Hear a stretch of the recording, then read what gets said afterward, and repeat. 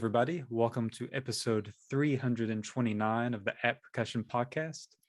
Hosting again is what is voted by the fans as, I think, the number one host.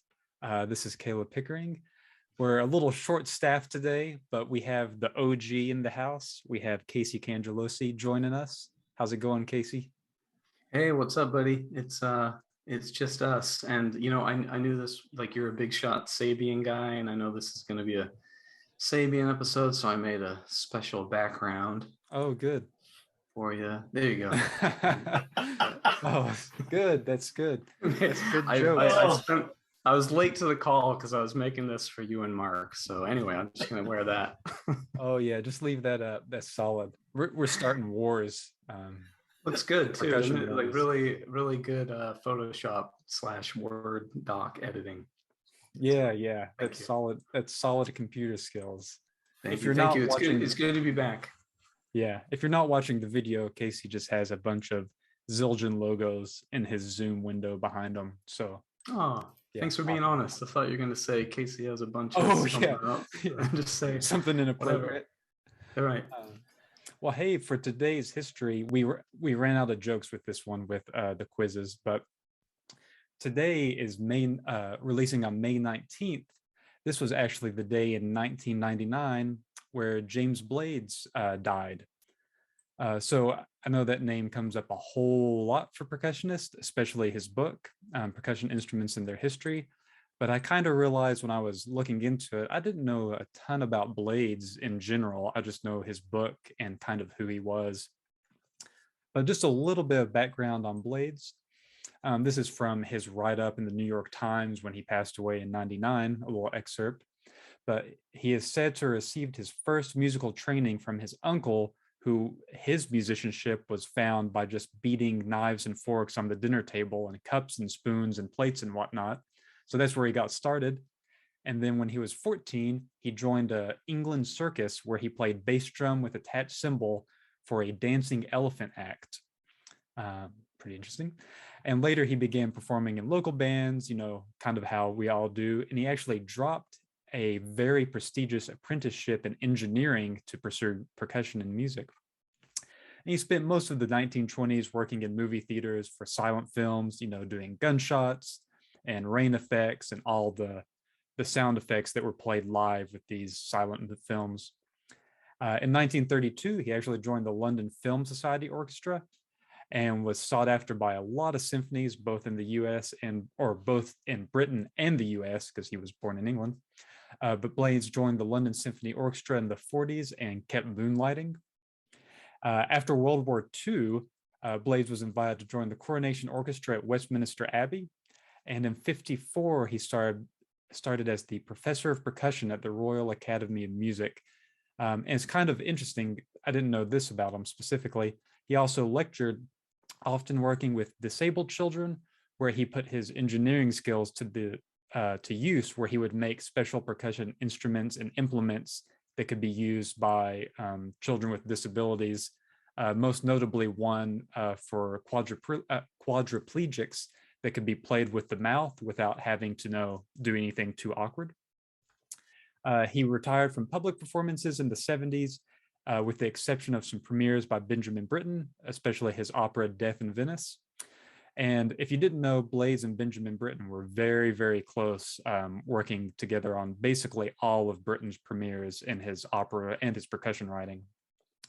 He had some major students that I did not know about, including Dame Evelyn Glennie, who was on the show. Simon Rattle was a student of his. Simon Rattle's not a percussionist by trade, but he did study with James Blades. And then Carl Palmer. Do either of y'all know who Carl Palmer is? Mark does. Why, but he was the drummer for Asia.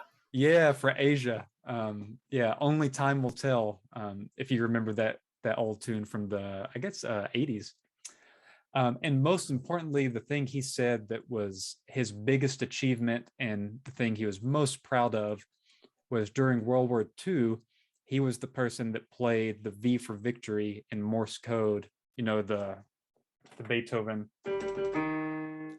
But at the time, he didn't have timpani to play it on, because the metal, I assume, was repurposed for the war efforts and they couldn't get it to the studio as well.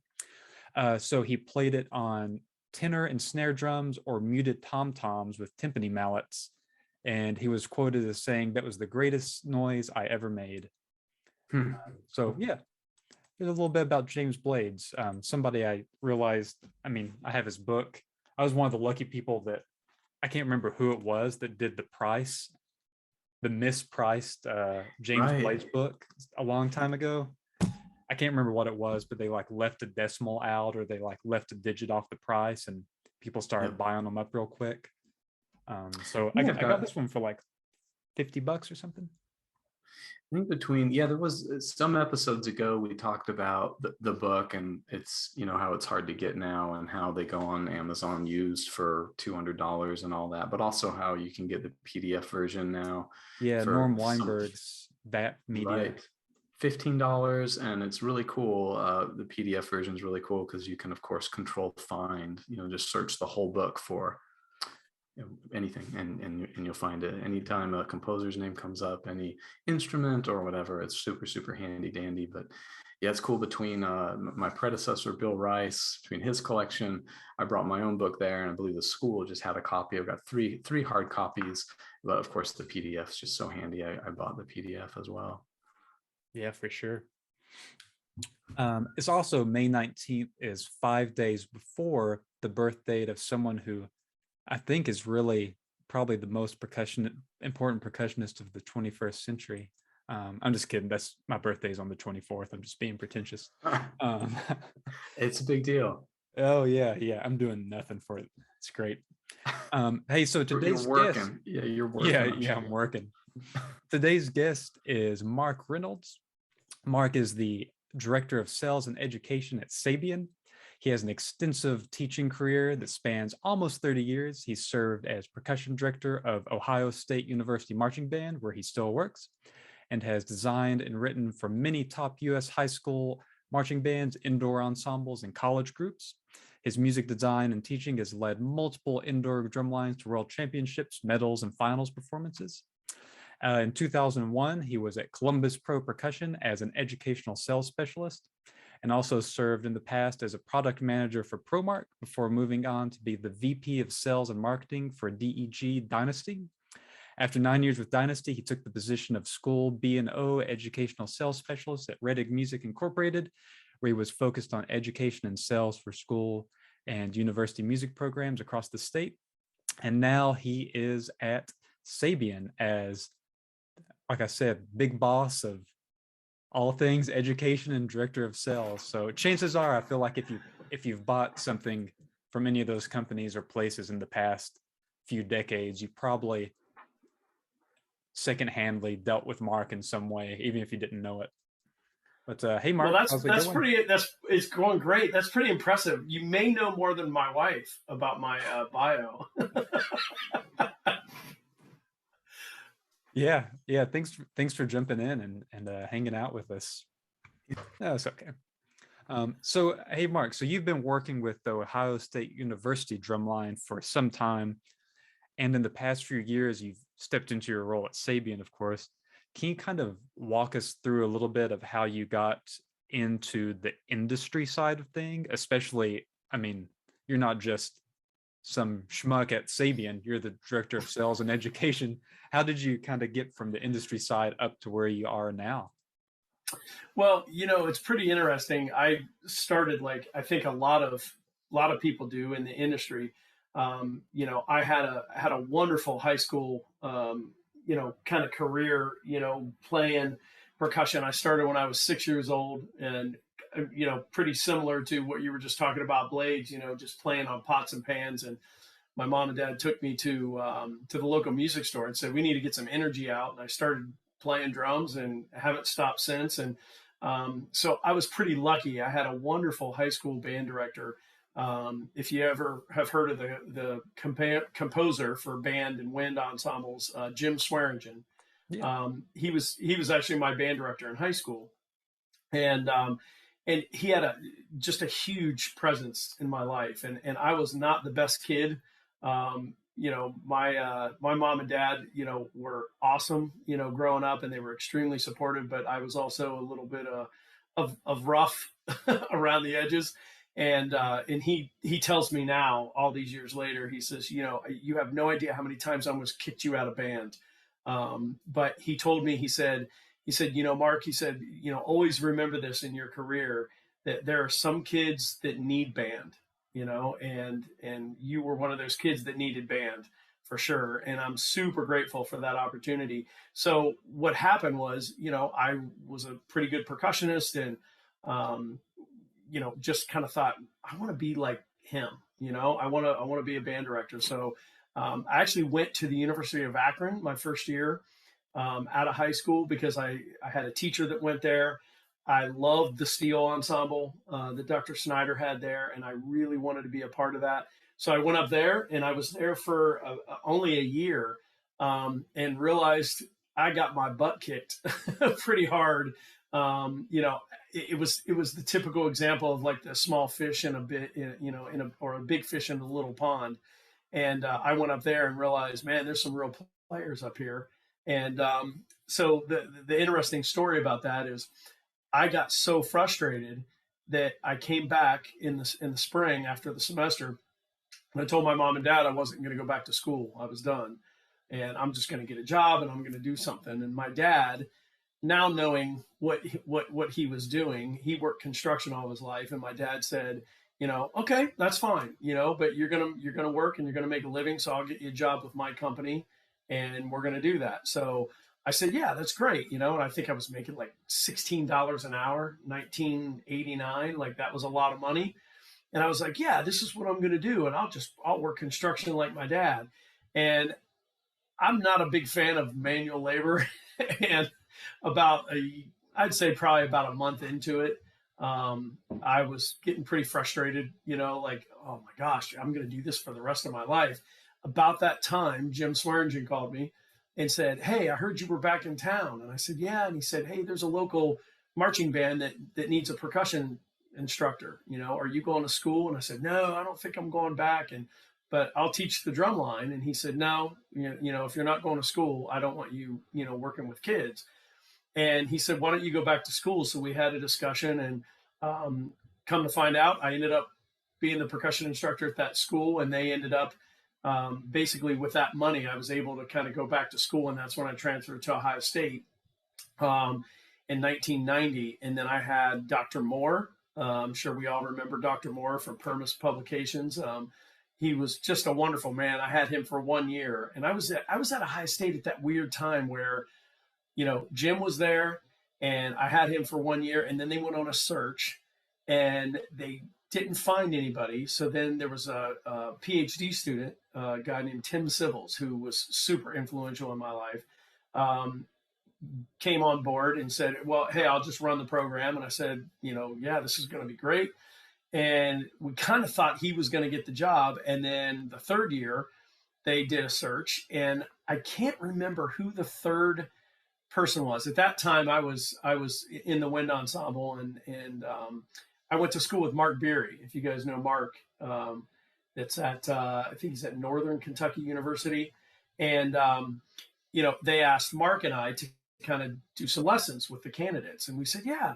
And I can't remember who the third candidate was, but one of the candidates was Larry Captain, and the other one was Tim Adams. And Tim came in, and everybody loved Tim, and everything was great. Everybody loved Larry. Everything was awesome.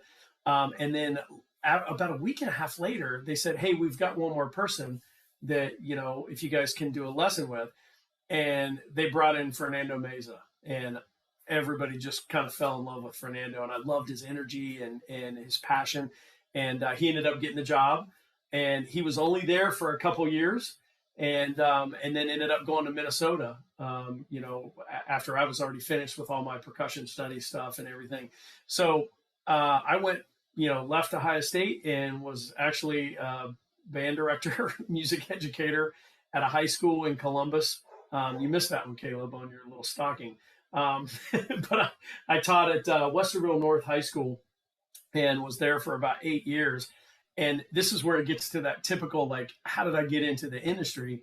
I love teaching and I was super passionate about it, but I didn't necessarily love like teaching second jazz band. I didn't necessarily love the day to day. And at that time, I was already teaching a lot of drum lines and I was already writing and doing a bunch of stuff.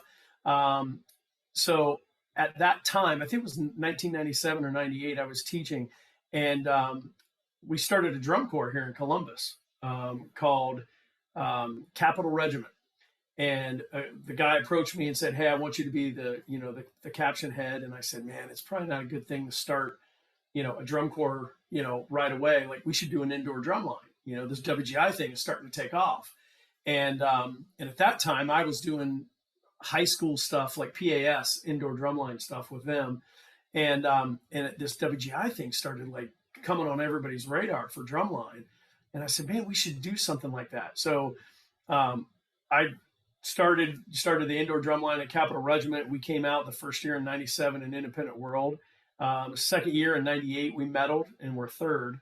And then we decided that, it was time to do the drum corps. And, so the drum corps came out. I kind of got a real taste for that, was teaching a lot, doing a lot of things. And I finally realized in '99, after my first son was born, I was like, I don't know that I want to do this for the rest of my life. I love teaching, but I don't know that I love teaching, this. So my wife said, "All right, awesome. What are you going to do?" And I said, "I don't know. I'll figure it out." And at that time, one of my old drum set teachers was a guy named Bob Breithaupt, who was at Capital University for a long time. I took lessons from Bob when I was 14. Jim Swearingen called him and said, "Hey, I got this really great drum set player, but he has no jazz skills. Like, can you help him?" So Bob called me and said, "Hey, let's try to get this kind of figured out." And I am part owner of Columbus Percussion. Why don't you come and see what you think about helping us? And I said, "Well, I'm not a sales guy." And he said, "No, you'd be great helping, percussion educators. You could still write your music and compose and teach." And I said, "Okay." And I absolutely fell in love with it. After that first year, like helping music educators that aren't percussionists is a huge passion of mine, and, I started to realize real fast that I knew a lot about percussion, but like 90% of the people that called me had no idea like what a decent tambourine was or what a decent pair of, triangle strikers was or whatever. So I loved trying to help them and guide them and get the right thing. So I was there for about 2 or 3 years. At that time, I was a ProMark endorser and played ProMark. And I had a couple groups that had won WGI World Championships at that time. And they said, "Hey, have you ever thought about this side of the industry?" And I said, "No." And they said, "Well, why don't you come to Houston and see what you think?" So my wife and I just built a house in Columbus, like 2 years before that. My boys were 5 and I think 2 years old. And once again, my wife, who is awesome, said, "Let's do it." So we picked up the boys and moved to Houston, Texas. And, I worked for ProMark. I loved it there. That's when Maury Brockstein owned it. This was, I think, in 2003.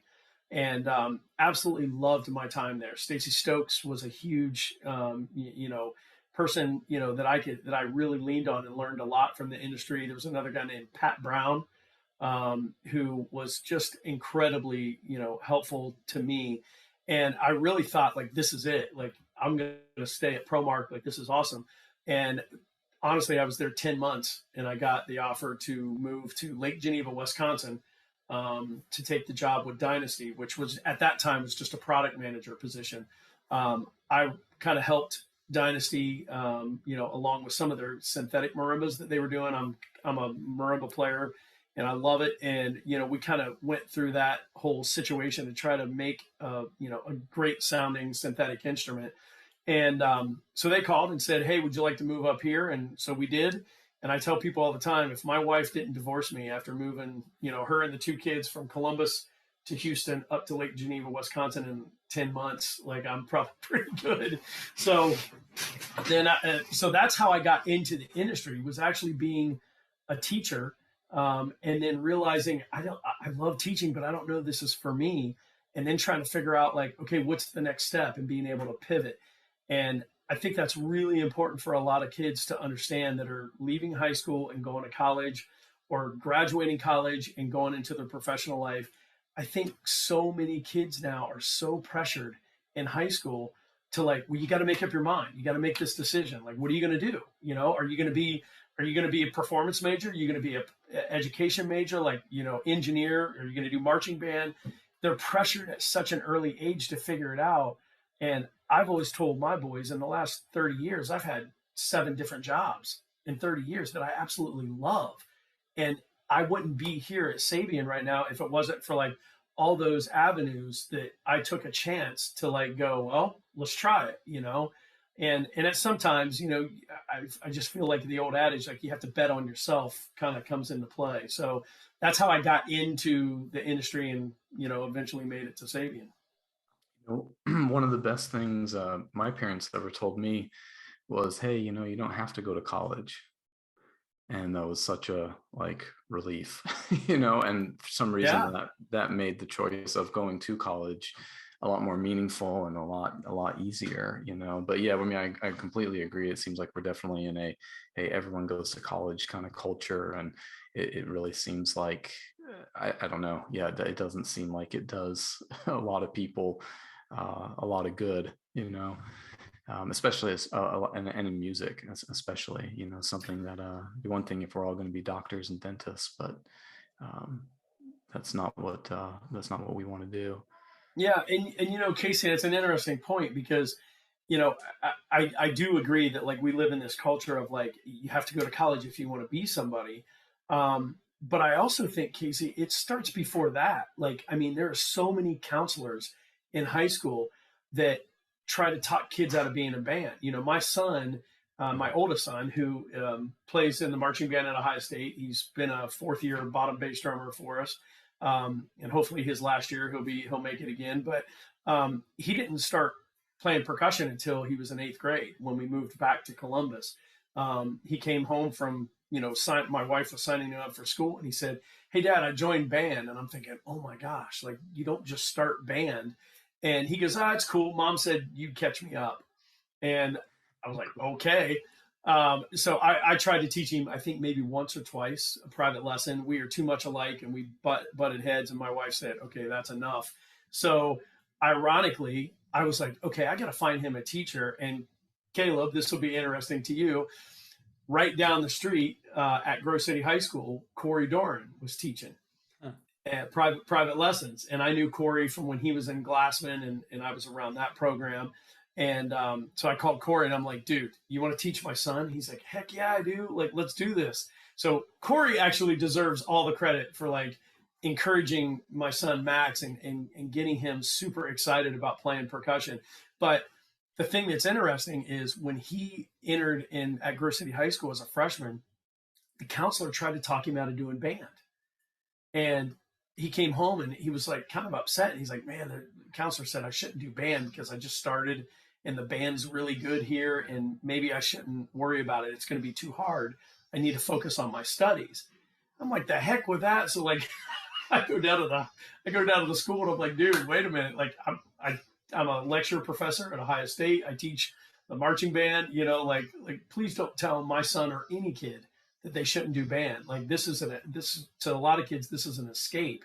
So I really think it starts earlier than that, Casey. Like, you know, these counselors trying to tell kids that, and the same thing happens in college. I get kids all the time that the advisors at the university, you know, realm is telling these incoming freshmen, "Oh man, the marching band at Ohio State is really good and it takes up a lot of your time. I would not do it your first year. And then if you want to do it the second year," and I always get on the phone to like parents and kids and say, "No, don't do it, because if you don't do it, you're never going to do it again," you know? So Sure. just trying to, you know, keep that type of process open, just like you would for a psychology class or anything else, is just as important to me. Yeah, yeah, absolutely. Well, you know, speaking of, I mean, like the, I don't know, you know, so many music majors that are out there, and like maybe some should be, maybe some shouldn't. Just in that same topic, it seems like we have pretty set career paths, and one that isn't really included is the industry path. And I think very much like the story you just described, and other folks from the industry we've had on the show over the years, like they always have a story where they kind of slid into their spot, you know, at Firth or IP or wherever. We've had a lot of people on. So, but I wonder, like, is there any advice for students that, like, hey, like, let's include this as one of the career paths? Okay, you got your performance career path, you got your education, you got your industry career path. Let's make this like the product industry part of that career path. You know, is there a job board at Sabian? Is there we're hiring the following positions at Vic Firth? Like, is there a place where students can maybe really say, like, yeah, I would like to travel around, go to Midwest, go to PASIC, show up when you know, at the Dream Theater show, and, like, you know, be the gear consultant for the musicians. Like, you know, is there any advice you have for, like, hey, anyone who wants to, like, actively pursue that? Yeah, I mean, I think there's a couple different paths. I know there are some wonderful programs that have recently started at universities. Bob Breithaupt at Capitol started one because of his, you know, own it. You know, he used to be partial owner of the Columbus Percussion Drum Store. Him and Jim Rubb, and Bob started a degree path program at Capitol University that you can get like a music industry degree. So it's really cool. There are a lot of universities that are doing things. One of the things that I'm passionate about because of my path, you know, in the industry, is when I got to Sabian, I actually started on March 9th of 2020, like 4 days before the country shut down, you know. And, you know, it was a big decision for me to leave because I was working for Reading Music, and I absolutely loved my job there. You know, I did sales and marketing and a bunch of stuff, and it was comfortable, you know. And I'll tell you real quick how that came about. Bob Breithaupt, again, Inter Bob, calls me in December and says of 2019 and says, you know, hey, you know, have you ever thought about going back to the percussion industry? And I said, yeah, I have, but I want to wait till my youngest graduates high school before I have to think about moving or traveling a lot. And he said, well, I want you to have a conversation with Andy Zildjian. And I was like, Sabian? And he goes, yeah. And I go, oh my gosh, like I've used Sabian since 1987 when I bought my first ride cymbal, and all the high schools I've taught, everything is used Sabian. So I love the product. Very passionate about it. So I had a conversation with Andy Zildjian, and he said, hey, what are your thoughts on this? Like, you've played our product for a long time. We're looking to kind of take the education department in a new direction. Like, what are your thoughts, and how can this work? So the rest became, you know, pretty easy to talk through. So when I started on March 9th and COVID happened, I kind of started thinking through, like, okay, I've got an opportunity to step back and think about how we've done things to this point. And I stepped back and looked at how we were treating our artists, you know, the groups that we had involved, the university programs that we had involved. Did we have an industry program? Did we have an internship program? Something like that. And what came out of that is, you know, we've started a somewhat of a small internship program. So whenever we do, like when we go to PASIC, I'll reach out to some of our artists and I'll say, hey, you know, do you have 7 or 8 kids that would be great at, like, helping us at PASIC? You know, we're going to teach them how to set up the booth. They're going to do some grunt work too. But, you know, we'll get them in the show. We'll let them hang out at the booth, meet some artists, kind of understand, like, how the back of this works. I have Zoom meetings before that happens to kind of talk them through the product and what they're going to see. And it's not, you know, we're going to be unloading trucks, and, you know, that's part of it. You know, like, everybody walks through PASIC and sees us in our booths, you know, from whatever company you're at, and you're shaking hands and, you know, everybody's happy, but nobody sees the day before that you're, like, sweating and your back hurts and your knee hurts because it takes, you know, 12 hours to set your booth up and, you know, stuff like that. So that has been really great to, like, you know, we had some wonderful students from Mississippi State, Jason Baker's program, helped us out last year in Capitol University. And then when I was in Texas for Team EA, Brian West, just such a blessing of an artist for us, said, I've got 2 kids that would be fantastic. And they were absolutely phenomenal. And, one of them, she is a music performance major and a marketing major. So she doesn't want to necessarily play her whole life. She doesn't necessarily want to be a teacher, but she loves the industry side of it. So she's decided to get like a minor in business. So, my suggestion is always, because I get this question all the time from, whether it's artists that are teaching at a high school, like just doing percussion, maybe not like a full-fledged, band director yet, has said, well, man, I want to do what you do. How do you do this? And I always tell people, if you're interested in the music industry, go work retail at a music store. I don't care if it's Music and Arts. I don't care if it's Steve Weiss Music or Lone Star or Percussion Source or any of that. Go make yourself known, because so many of those music stores want to find musicians that can help their community. And a lot of the times it's music stores that are putting the ads in papers going, help wanted, we'll teach you, we'll train you. But a lot of times you get like, well, I played bass, when I was in 6th grade, well, that doesn't mean that they know a whole lot about the music industry. So I always encourage students to, like, even kids that are in college that don't know what they want to do yet, go work at a music store and understand like the ins and outs. Like, okay, how do we price things? How do you what's 30% off? Like that's things that people don't know.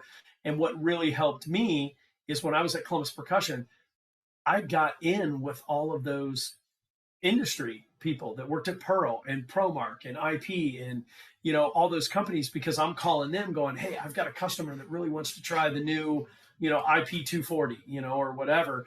How fast can you get that to me? And they start seeing you hustling, and they start seeing you try to help them out. Then all of a sudden, when a job comes open, then they're like, hey, if you're interested, or anybody that's interested, I think we're going to hire for, like a product manager position. And that's where I started, on the bottom rung, just, dealing with products. So I always tell people, if you can start selling in a retail establishment, like, it really opens up doors, because industry people like myself walk in your stores all the time and say hello and check out the product that you have, and you meet people, some of the greatest people I've met, and some of the people that are in the back of my head, like, hey, when we're ready to take another step and hire somebody else, like, I'm going to call one of these 2 people that I met at a store in Alabama, just because, a lot of it is passion, and a lot of it is how you relate to other people. And, you can teach music, sometimes you can't teach that skill to, like, be able to converse with people and speak on every level. Good answer. Yeah, that's cool. Yeah, for sure. We did that in my upper division juries yesterday. We had a couple, and all the faculty were pretty impressed by the ones that were going up. They didn't just play. We like, who was Jacques Delacluse? And they had to, like, talk shop and, like, talk about what was going on. And I don't know, we've just practiced, like, talking and, like, articulating yourselves, and it goes a long way.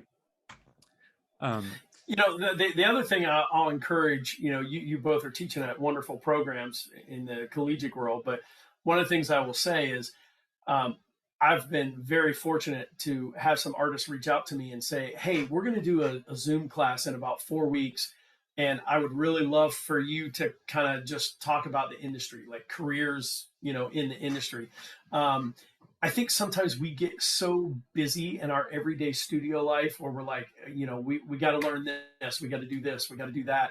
But we don't think about, like, maybe the kid that, or the student that's over there in the corner that's doing a pretty good job, but is, like, a little dejected a little bit and thinking, maybe I'm not going to audition. Maybe I don't want to learn Romeo and Juliet, maybe I don't want to do all this. So I think, for college professors, especially percussion studio professors, to open up a little bit and take one class period to talk about careers in the music industry, I think is really strong. And being able to bring somebody in, like, whether it's myself or whether it's somebody from, Innovative Percussion, Eric Johnson is great at, talking through those things. George Barrett at IP is wonderful at that. Anybody from Pearl or Yamaha, just to get them on and give them that, advice on, like, hey, if this isn't working out, like, these are some of the paths that you can take. Because sometimes kids don't know that opportunity is even there. Like they don't know the first step to take. Yeah. Hey, kind of on the topic of the youngsters, we'll just say the youngsters, students and whatnot. Can you kind of talk about, there's always, I remember being in senior in high school, playing a lot of drum set rock gigs here and there and thinking like, oh man, I gotta get sponsored. I really want to get a deal with blah, blah, blah, blah, or whatever. Of course, that's not how it works. But just for anyone listening that might be, on the up and up coming on their career path, can you talk a little bit about how one becomes an educator or an artist, like with Sabian, for example, and what do you look for when you're approaching someone or when someone submits that form that's like, hey, here's what I think and I'd like to be involved with this company? Sure. That's a great question, and that's something we just launched our own social media site called Sabian Education. The Sabian official site has 700,000 followers, and it's great and it's wonderful. A lot of drum set followers, and when I got to Sabian, I was like, we need to do more. We need to do more for education. And I'm not going to change how passionate I am about it. So we've got to go into this hip deep. So we started the Sabian Education page. I think we launched it, turned the lights on in December sometime, and just trying to get things moving. And one of the things that I talked to some of the artists about, like Tom Burrett and Mark Ford and Scott Herring, was starting a mentorship program. And not necessarily like a mentorship program because there's so many moving pieces, like, flying in to meet people and people coming to you and stuff, but just being able to provide that information through our social media. And we were talking about ideas and topics for that mentorship part of it. And it was actually Scott Herring who was like, I got one. And I said, yeah, what's that? And he goes, I want to do a topic on all these, wonderful kids that are great players that come through the university programs that go, hey, I want a stick deal. I want to get my own mallets. How do I do that? Like, when's the next step? I can play, I can play rotations. I can play, all this stuff now. Like, I want to get a stick deal. So we've actually talked about making that a subject in the mentorship program that Scott is going to talk about. But, the biggest thing is humility. When I have artists, like, we're so blessed, we have wonderful product. And I feel like there's a lot of momentum right now for Sabian, and it all started when we brought Caleb Pickering on board. Yeah, that's really when the whole company turned stocks just went up. Yeah, you think Elon Musk is doing things. Oh, dude, it's not even close. Like, as soon as I launched that on the social media, it went crazy. Like, people from droves started coming in and going, all right, wait, now, forget about Mark Ford, forget about Tom Burrett. Like, if Caleb's on board, like, I got to be a part of this, But all joking aside, there's, we have some amazing artists, and it has led a lot of other people to professionals to call and say, hey, what do I got to do to be a part of this? And the first thing I do is say, let's set up a Zoom connect, let's talk in person, because having humility is something that I think is super important to all companies, not just Sabian, not just, IP or Pearl or Yamaha, but having that humility and being able to say, what can I do to help your company? And that's actually a quote from Scott. He said, I always tell my students, well, wait a minute, forget about you having your own stick or getting free mallets or, getting a discount on X, Y, and Z. What can you bring to that company? And I think that's a really important kind of thought process to go through, is think about, like, you're 26, 27 years old. You've done a lot of things. What can I bring to that company? And that's what I want to find out. You know what I mean? Like, I think we have great products, and, I think we have wonderful artists, and I want to create a community of artists around us that can support each other. And a community of artists that care about paying it forward. Not once has any of our artists, when I said, hey, let's let's think about like what we can do to like help kids. Like I'm on this huge like passion, driven, point right now to provide mental health through percussion education. Um, and I've been talking to some artists about like what would that look like, and not once has anybody said, well, hey, you're going to throw a clinic fee my way, or you're going to do this, or you're going to do that. It's always like, oh, I love this. All right, let's think about how we can approach this, and let's think about some topics that we can talk about mental health and how to balance your practice life and your personal life in college, and stuff like that. So I think, first and foremost, having humility. The second thing is having great references. You guys didn't get to where you were, being jerks, and not being great people, when you were, coming up. And, I know Brian Zader loves you, Caleb. So, I know if Brian thought that you were a jerk, there's no way you'd be where you're at, because that's who's going to give you your recommendation, and I don't care whether it's for a college job or whether it's for the local music store. If you're not humble, and you're not passionate about what you're doing, somebody's going to tell somebody, hey, look, on the down low, I've had to do it from time to time. Look, I got to be honest, I really don't think that is going to be a great fit, but I will tell you somebody that I think will be a great fit, and somebody that has just never let me down. And it's this guy, So I think the biggest thing is humility, and the second thing is just having those references, which I call your body of work. I tell my sons all the time, like, every single day you have to prove to somebody that you're worthy of their friendship. You have to show them that you're worthy of their trust. And the people that don't do that every day usually don't make it into a lot of things. But those two things are important. And then honestly, notice that I'm saying third is, how good of a musician are you? Because there's a lot of great musicians around there. I have some friends that are trying to get college jobs now that have PhDs and have wonderful, pedigree growing up, and everything. And it is so hard to get that college professor job that you guys have. And it's that coveted thing. And when people get to that point, it's kind of like you have to step back and go, wow, have I done everything I could do to lead myself to where I'm at today? So there's a lot of great players out there. Casey and Caleb, you both are amazing players. But I'm sure that if I asked you right now and put you on the spot and say, name 3 people that are better than you, at playing marimba, I guarantee you could rattle off 1, 2, 3, right? Nobody. Yeah, it's just him and I at the mountaintop fighting Highlander style. Yeah, of course, you're right. Of course. I love it.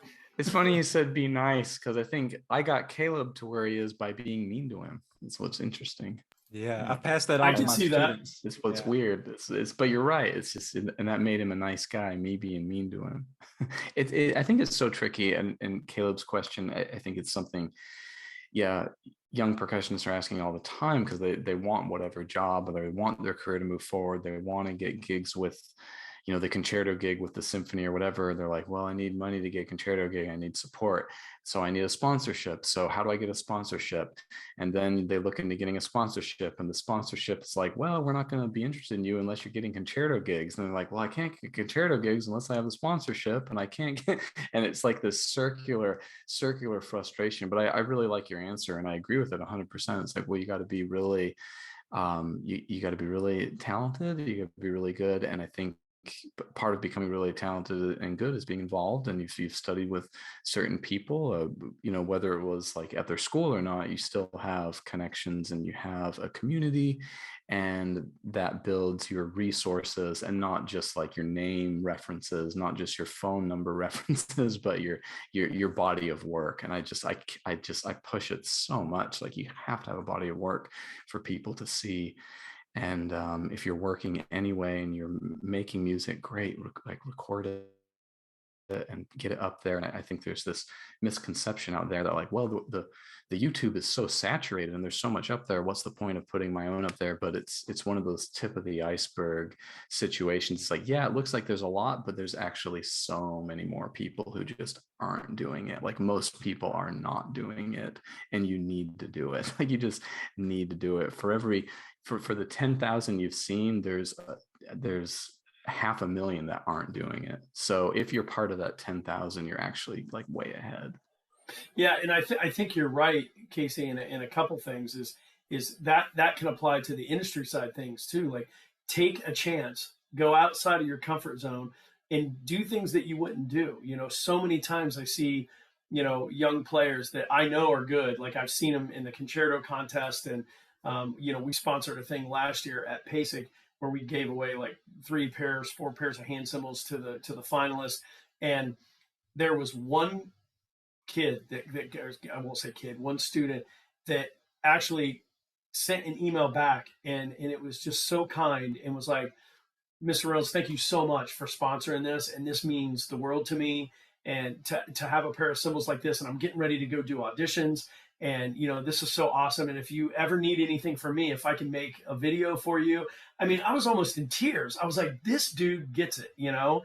And to me, that means a lot. You know, that kid went out on a limb to do something, to introduce himself to somebody, and I saved that email. I'm going to have it, and if something ever comes up and I want a video, darn it, I'm going to call him and see if he'll do it. But so many times these kids find themselves like walking around PASIC and checking stuff out and playing Porgy and Bess on every xylophone they can find, and you know, stuff like that. But they don't walk up to somebody that's working there and say, "Hey, what do you do?" Like, "Hey, I'm so and so, and I go to wherever." And you know, Corey Dorn is a good example of that. You know, when he was looking at where he wanted to go to college, you know, for his grad work, he was looking at, I can't remember the schools, but he was looking at big schools, Texas and, you know, UNT and a bunch of other places. And it just so happened, Corey walked in and he goes, "Hey, do you have any ideas?" And I looked over and Brian Zader was standing in the corner of our booth when I was at Dynasty. And I said, "Man, you would be such a great fit for Brian. Your personalities are the same." Brian came over, they met, they had coffee, and you know, Corey now just left there and is going to do his PhD work at Michigan State. But Corey went out on a limb and asked that question, and so many, I think so many students don't go out on that limb and don't put themselves out there to make those industry connections, because again, like it is what it is. Like you're nice to me, I'm going to be nice back, and I'm going to remember that. And the next time I do need something, you know, or I see you're making a lot of videos. Like, trust me, I spend 2 hours at least in the morning when I'm having coffee, checking out Instagram, people's Facebook, like, you know, not headhunting anybody, but just seeing what's out there. Like it's amazing. Like how many great performers, how many high school kids that are freshmen in high school in Texas that are playing what I played on my senior recital in Ohio State. Like it's crazy the level jump that has happened. So you kind of get lost in what's going to separate you from somebody else, whether it's, you know, an industry gig or a collegiate gig or whatever. It's going to be your personality. It's going to be your wherewithal to like go outside of your comfort zone. And, you know, I tell my students all the time, like, you know, sometimes you got to do stuff for free. You know, I can't tell you how many books I wrote for free and then never, you know, was able to do anything. So, I think just taking a chance and getting out there, I think is going to be a big thing. Hey, we talked about ed a lot, or education a lot, but kind of something I think a lot of people don't know. Funny enough, he just mentioned Zildjian. I remember seeing a Zildjian How It's Made style video probably 2004 or 5, like way back.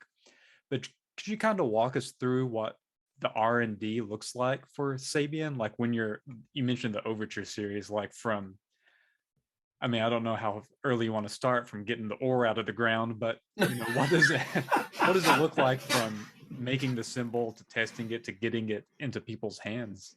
Well, I tell you, the easiest answer is I'm not 100% sure yet, because I started on March 9th of 2020. And 4 days later, the country shut down. I was supposed to fly to Canada to go up to the factory to spend a couple weeks there to go through that whole process with them. and never had an opportunity to go up there, and still haven't been up there. I think I'm going to go up there in June.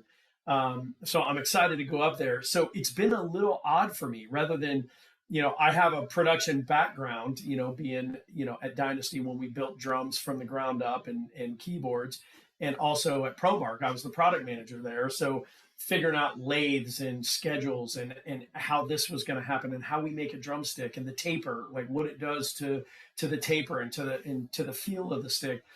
I've had to learn a lot through video. Mark Love down at the factory is honestly one of the brightest, most amazing ears I've ever talked to musician wise in my career.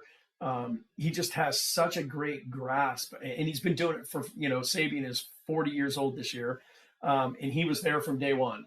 He tells the story that he used to, I think it was a dairy farm when Sabian first started, and Robert Zildjian started the company, which was a Zildjian factory.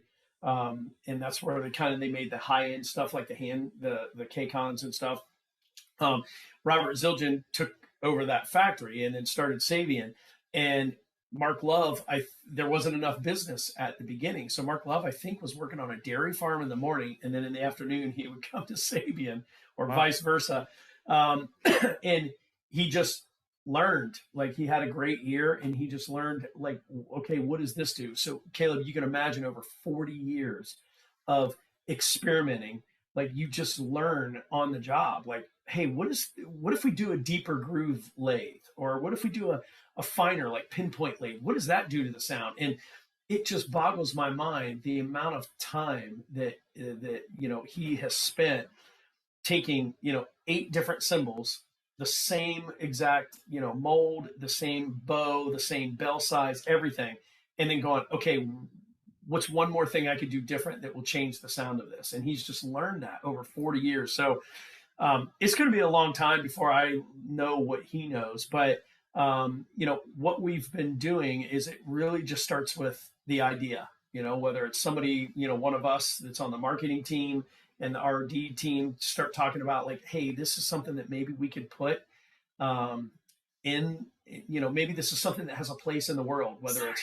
could you say that again? Sorry, I couldn't hear what you Siri was trying to tell me what to say.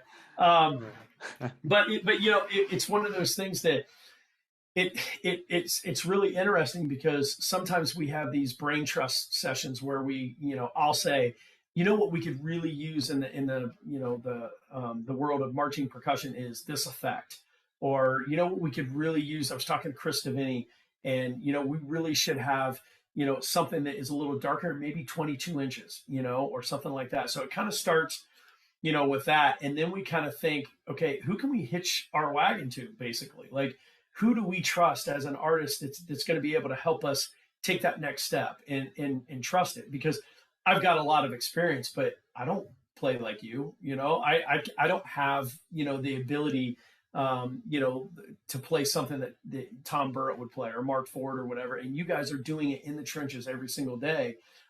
If you need help with spreadsheets, or something like that, I can help you with that one. But you guys are doing it every single day. So I really feel strongly about, like, we have to involve a lot of artists, So when Paul came on board, and he said, I want to solve a few problems in the marching world in terms of hand cymbals. And that got me excited. I was like, okay, I love solving problems. So what do we need to do? And he said, we, and for a long time, we've been using cymbals that I feel like lack attack, don't have enough sustain. I want a cymbal that is going to be very dark. I want a cymbal that is going to be beautiful looking, that's going to be hand hammered. I want a cymbal that is going to sustain and ring longer than any other cymbal on the field, because, resonance, helps, get the sound up there in the box where we want it. And he said, and I just want it to be, easy to play. And he said, I know that's a tall order. And he said, but let's start on this path. Well, because it was COVID, if we could have went to the factory, it would have been done a lot quicker. But it basically started with Paul and I and Mark Love on a Zoom call, and me letting Paul tell Mark in his own words, because Mark is so good at listening. I've been on calls where drum set artists are telling Mark, like, I need about this wash, and I need, this stick definition. And Mark's like, oh, I got it. And then 2 weeks later, we got a cymbal, and they're like, yeah, that's it. So Paul started talking about like some of the characteristics that he wanted and how that was going to relay on the field, and why it would be different than any other product out there on the market. So Mark went to the drawing board, and he played some things on video, which was a little crazy, to hear crash cymbals on video. We were trying to figure out like, wait, it's cutting out on Zoom. And then we had to go to just, doing things on YouTube, and sending us those channels and stuff like that. And then when Paul thought that we were close, then we just put a couple pair in and shipped them to him at UNT. And then he started getting some kids to play him. And then a couple weeks later, Paul would call and say, okay, I've had a chance to play him. Paul is just so intelligent when it comes to his musical ear. And, he'll say, I know this sounds crazy, but we need 27% more ring and about 10% a little more overtones. And Mark's like, okay, cool. So he takes some notes. 2 weeks later, Mark would make up another couple pair and ship them out. We did this for probably 14 months, back and forth, just making sure. And the one thing I remember from working with Paul at Dynasty, who designed those drums for us at that time, Paul was rarely ever happy, and I love that about him, because he's always listening and going, yeah, but what if, there's always one more step. And I admit sometimes I would get frustrated and go, no, it sounds so good. But that's why he's Paul Rennick and I'm working, behind a desk at Sabian, because he has that discernible ear. And Mark Love kept saying, we're not going to give up. We're going to keep going. And so it took us about 14 months and brought him out at PASIC. And, Caleb, I was telling you before we started, I took a bunch of cymbals down to Tom Burrett to check out. And he was listening to a bunch of stuff, and they didn't even have a name on them yet. And Tom picked them up and started playing them. And he was like, whoa, what are these? And I said, well, it's actually a new marching cymbal that Santa Clara Vanguard's going to be playing, next year. And he's like, wait a minute, this is a marching cymbal? And I was like, yeah. And he's like, man, I'll take a couple of these in the wind ensemble. Like, these sound really beautiful. And they look amazing. And so I was actually thinking about like talking to the marketing team about calling them like Gridiron, something that would, a name that would relate to the football field. And, Santa Clara, the most iconic cymbal line in the world, is going to be playing these. And after that, I went back and I said, you know what, we should come up with another name. We shouldn't pigeonhole ourselves into just calling it this. So then I started talking to more artists. And Caleb, I think we had a conversation about like a true hybrid cymbal. One of the things that we wanted to solve was, there's so many high school directors out there that, it'd be great to have 6 pair of these beautiful marching cymbals on the field, and then be able to buy a pair of French, a pair of Viennese, some Germanics, and, but that's not in high school budgets. So I get a lot of educators that call me and say, look, I get it, but tell me what's going to work for everything. Like, I know you're going to think I'm crazy for taking them outside and inside, and I don't think you're crazy at all. Like, you're doing what your program needs. Yeah. So I started talking to Paul about that more, and we were like, this could really be one of the first, I think, true hybrid cymbals that a company has come up with, that sounds beautiful indoors, looks gorgeous on a stage with all the immense hand hammering that happens with it, and all the dark and rich overtones that are in that cymbal. But yet it rings longer than any other cymbal. It projects. And Paul loves the attack of it. So it's got an amazing attack. And you just got some at your school. So I'm curious to see how you like those on the stage as well. But that's kind of how that process worked.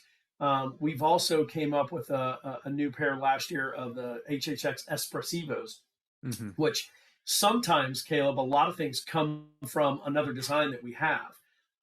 We launched a couple years ago a wonderful drum set line called the HHX Complex, which, is 3 different hammer pings, and people are going crazy over it, and it's just, we can't keep it on the shelf. It's going great. And I was at TMEA in 2020, right before everything shut down, and in the Sabian booth, and I was playing some things, and I called Mark Love and I said, wait a minute, these Complex could make a really great, like, orchestral cymbal. And he's like, really? And I said, yeah. And he said, all right, let's try it. And I'm not kidding you. Like 3 weeks later, he sent me a 17-inch and a 19-inch suspended cymbal and a pair of 18, 19, and 20-inch hand cymbals. And I love the fact that like he's not afraid to try something, you know? And so now we have the HHX complex suspended 17 and 19s, and then the 18, 19, and 20 espressivos, which came from the complex line. And we're always trying something, whether it's, you know, putting holes in things or different, you know, we have some really cool prototypes right now. Maybe I should send those down to you and let you check them out. There's some really cool prototypes that are, it's pretty thin. They're like 20, 22 inches with like a square ping hammer. And it just, the overtones are just absolutely gorgeous and they speak really well. So we're working on stuff like that. We're working on some stuff, some more stuff with Paul that he wants to call the tsunami. So I'm kind of letting a little bit out there, but Santa Clara this year is going to have 2 or 3 of these effect cymbals that are basically looking to possibly take the place of a gong on the field, because we all know that, like, you know, gongs are pretty wieldy to get around the field. You got to find a space on the truck. You know, most programs are using 2 of them. And, you know, Paul came to me and he said, you know, look, every time I write for a high school group or Santa Clara and I want a gong hit, he said, I got to pull Susie off the vibe for, you know, 24, 32 counts. She's got to warm up the gong. I got to trust that she's going to hit it just a little bit ahead, you know, so that the sound hits the audience at the same time. And he said, and then I'm going to lose her again, getting back to the instrument, getting her mallets out and ready to go. What if we had a solution for that? And then we started talking about all the sound design that's happening in WGI and DCI and in high school. Like, there's so many sound, like, people are making a great living just being sound design people for the pageantry arts. And so Paul says, you know, if I tell, you know, somebody that I want like an explosion or a low drone on count 1, they'll do it. Like I can simulate like that white noise feeling. He said, what I want is I want to be able to come off of the keyboard, off of a lick at the end of a phrase, and 3 kids, you know, hit that cymbal and we get that gong type sound, but we also have it backed up like most other groups do with sound design. So, he's going to have gongs this year, but it is a really unique concept. So it's something we're toying around with 22 or 24 inch.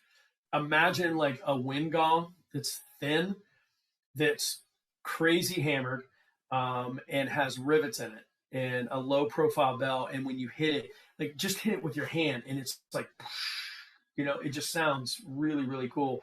So we've got a lot of great things that we're excited about trying on the R&D side. And that is one of the Mark's favorite thing down in the factory is that's what he's done for all these years. He just sits there and he's got a little toy shop, he calls it, and he just does his thing and just tries different things and rivets and holes and stuff like that. But a lot of it comes from the idea from the artist, you know, that calls us and says, I love this, but what if you made this a little washier? Or what if this had a little more stick definition? Or what if this had a bigger bell? And then we make it, you know? So there's a lot of interaction back and forth. But like I said, when you're in the factory, it can happen a lot quicker. It just happened a little slower with Paul. Yeah. No, that's crazy. Yeah, we have the overtures. We use them in our wind ensemble. And they're great. We used a 20 for a gooseneck suspended, and then we had the 18 and 19. No kidding. And yeah, works out nice. But yeah, we have those, and I think the only cymbals we have that sound better are the artisans you sent us. Those awesome crashes. But yeah, we'll use those overtures in the marching band next fall, and they're great. Yeah, that's awesome. Yeah, those are good plates. Hey, before we kind of start to wrap, you mentioned some stuff on the horizon, but specifically with Sabian Education, are there any goals, projects, or anything coming up with that anyone's working on or will be coming out in the next, 6 months to a year or so? Yeah, we've got, like I said earlier, we just launched our own Sabian Education podcast, Sabian Education social media channels. And part of that came from trying to provide a resource for music educators that aren't percussionists. So we got a lot of exciting projects right now that we're working on in terms of, some percussion method stuff that you'll start seeing come up here in the next 6 months that we're getting ready to start videoing for. Yeah, Haley mentioned some of that when we spoke to her recently. Yeah, she's oh gosh, I love her. She's awesome. We're so lucky to have her. Like she's wonderful. So yeah, she's going to do. I sent her one of the quiet tone pads, and she was like, "This thing rocks! Like it feels great." And you did some videos for us on the quiet tone pad. Yeah, I have another one I'm working on. I haven't told you about that, but it's coming. Oh, that's awesome. Well, I think those types of projects, I'm really excited about, getting those out into the world. Just easy things. When I was down at UNT a little while ago, we got on the stage and I set up the cameras and I got Mark Ford and he looked so good in his suit and, and everything. And he goes, "Okay, what am I talking about?" And I gave him a pair of cymbals and I said, "I want you to pretend like you're going to teach a sixth grader how to crash cymbals." And he looked at me and he's like, "What?" And I go, "Come on. Like, what if you were teaching a sixth grader right now?" And he's like, "All right, hold on." And he thought about it and he goes, "Okay, I'm ready." And he knocked it out of the park. Like just, Nice. Just the way he spoke. And so that's what I'm really kind of passionate about is trying to find a way that we can provide resources to music educators that aren't percussionists. We're always working on new stuff, which I talked about. So if anybody has any ideas, send an email. You can send it to education@sabian.com. I get those. So you can send it to me if you have any ideas like, "Hey, it'd be great if we had a cymbal that did this or did that." Like that's where the ideas come from. So that would be awesome. We have a new website that's going to launch, hopefully, fingers crossed, next month. Brand new from the bottom up. It's going to be wonderful. There's going to be a lot of educational resources that are going to be on the website that you can click through to see artists and videos that artists are tied to and stuff like that, which is going to be awesome. We also have some opportunities to kind of provoke resources for educators. Like we talked about a little bit, like a mentorship program and resources like that I'm pretty excited about. We have some new groups that are on board now. Obviously, I'm so excited that like SCV is finally coming out now because of all the COVID stuff is kind of through. SCV coming out for the first year with Sabian is going to be so special. Santa Clara Vanguard Cadets, they got a whole bunch of stuff yesterday, actually. So they're going to be putting all that stuff, and I'm really excited about that staff and what they're doing. We just had a wonderful WGI.